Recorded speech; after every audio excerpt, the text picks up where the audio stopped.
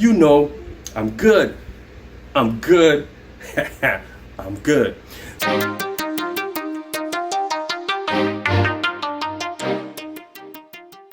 Welcome back to the Angry Teacher channel. This is Richard Williams, the Angry Teacher. If it's your first time here, I'm excited to have you join us. Peruse the channel, check out some of the playlists and see which ones you like, and kind of hit the notification and the subscribe so I know you're part of the family, and so you'll be able to be the first to check out the great videos coming out just for you. Those of you who've been here before, you know I love y'all. You're a part of the family, part of the community. Thanks for building the Angry Teacher brand. Thank you, thank you, thank you. Let's get into the video. Now, this is not necessarily just for teachers to teach this skill, but it's for college students. Those of you already there, or teachers who are going back to school. This is how to create a study plan. Syllabuses, or syllabi, if you will. So I give a syllabus, you have one, learn how to use it. So for you to create a study plan, you need to know what is required of you. Find out what you need to study for. Find out what is important, the dates and all that stuff. So you have to pay attention to that. So in the beginning of the year, when I give my syllabus, I have kids highlight dates, exams, quizzes, papers, when those are due. I have them pay attention to what the readings are, so they can either go out and get it or start get a jump on what they need to read. So these are things that you need to pay attention to as you get into your study plan. What do I need to study for? What's the end game? At the end of the semester, end of the year, what is expected of me to know? So pay attention to those and highlight, circle, and get into that, but we'll get into that later. Identify your strengths and weaknesses. What do you need to pay attention to as the learner, as a student? What do you need to study?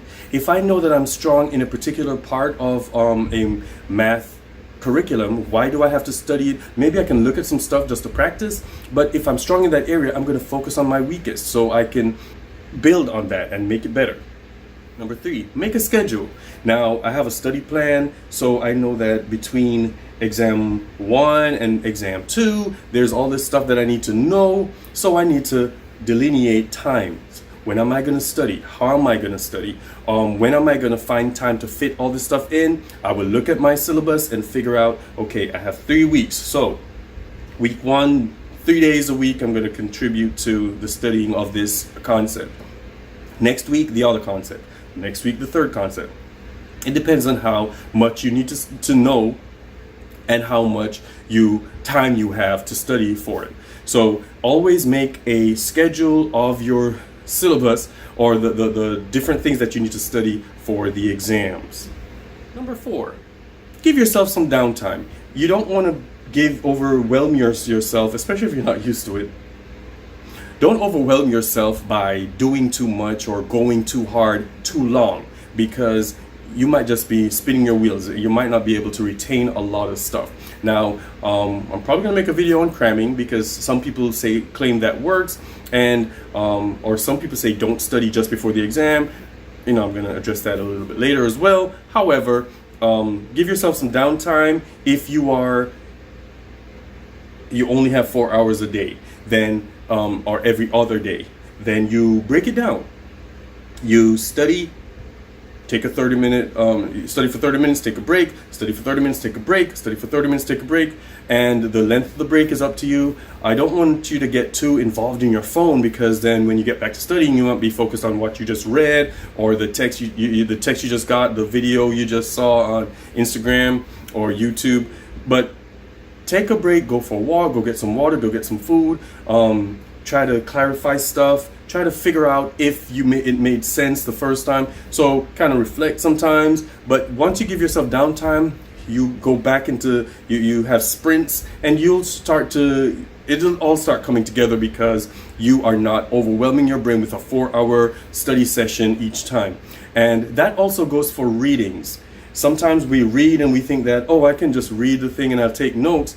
But are you getting the right stuff out of it because you've been going for so long? After hour 3, you're just seeing words on the page and you're highlighting anything that comes to mind because you think it's important. When in reality, it might just be something that you might not even need, but you need to take a break.